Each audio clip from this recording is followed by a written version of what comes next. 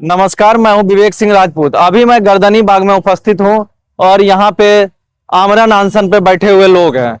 देखिए, all PhD holders and research scholarship association of Bihar है और ये लोग अनिश्चितकालीन आमरण अनशन सा महाधरना पे बैठे हुए हैं।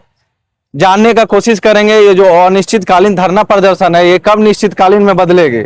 जब तक सरकार की कोई प्रतिक्रिया या आश्वासन नहीं आती है तब तक ये शायद निश्चितकालीन में नहीं बदलेगी। आइए यहाँ पे बैठे लोगों से जानते हैं इनकी क्या मुख्य मांगे हैं सरकार से और क्या बातें हैं। आप लोग धरना प्रदर्शन पे बैठे हुए हैं, आप लोग से ये राय लेना चाह रहे हैं कि आप लोग की मुख्य बातें क्या है जो सरकार से आप लोग की मांग है। मुख्य मांगे हम लोग का है कि जो पुराने 2018 का यूजीसी का रेगुलेशन था उसमें जो एफआई का स्कोर था, चाहे जो भी उसमें नियम था, उसी को हमको पुराना नियम चाहिए। जो ये 2026 में नया नियम ला करके और उसमें बदलाव करके ये हम लोग को क्या दिखाना चाहते हैं, क्या हम लोग को बनाना चाहते हैं।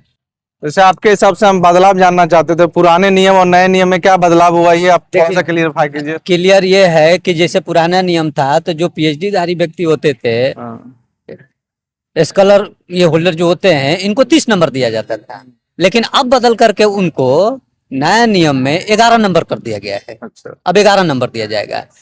जो पहले का एपीआई स्कोर होता था उसमें ग्रेजुएशन एमए का मार्क्स जोड़ा जाता था, लेकिन अब नया में क्या कर दिया गया है, उसमें मैट्रिक और इंटर का भी जोड़ना।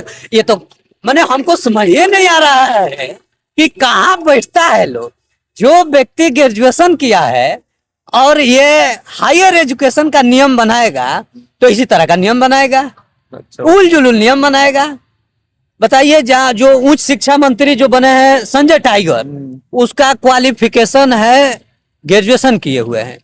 इन पीएचडी होल्डरों का दर्द वो क्या जानेगा, क्या जानेंगे दर्द क्या होता है। तो उनको तो ये बात पता नहीं है।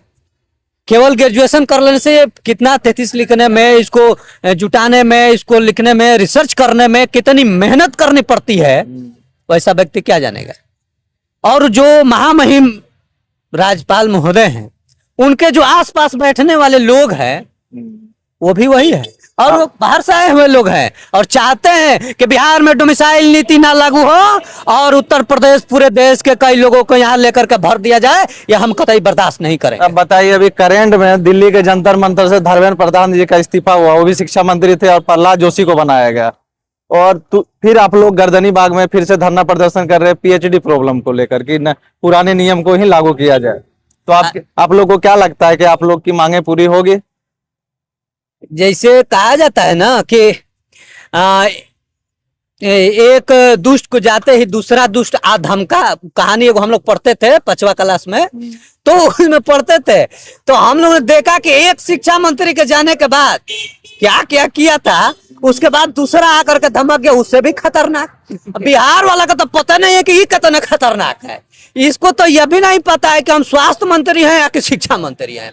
बयान सुने होंगे आप, ये बताते हैं कि हम स्वास्थ्य मंत्री का जो जिम्मा हमको मिला है हम उसको बखूबी निभा रहे हैं।